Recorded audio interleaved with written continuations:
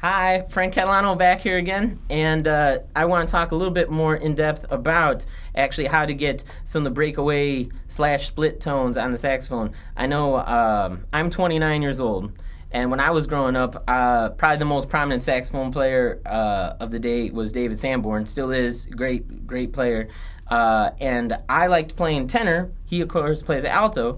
But I wanted to get those types of split sounds, and I would try doing stuff in the back of my throat,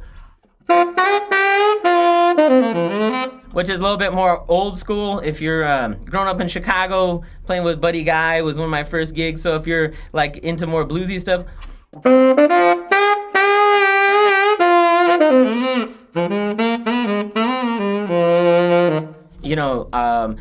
that was my first like step in trying to get a more grittiness and soulfulness in my sound. And I was able to get it on alto, but not tenor, probably just because tenor in general does take a little more air. But with the Rico Jazz Selects that I use, I found that if I have the centering right in my mouth, I can really push them, so I'm not having to use a growliness in the back of my throat and tensing up. I can actually open up, my whole wind passage, my airflow, and actually get the horn and the reed to work together to actually create these sounds.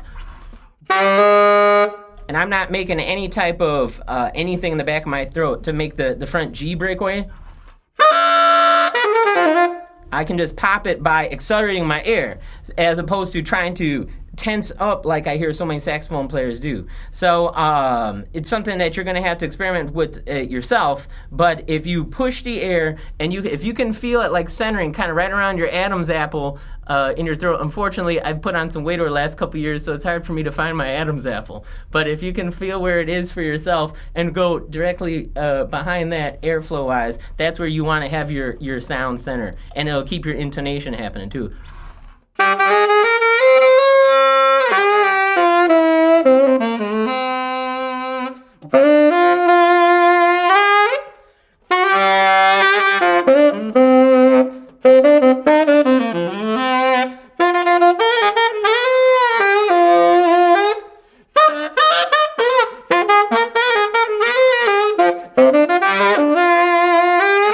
I can add all those little nuances when I'm playing a melody, especially a bluesier one like At Last, and it's not by tensing up my throat at all. It's actually by opening it up. But having a reed that's strong and supportive and let you put that type of air is really important.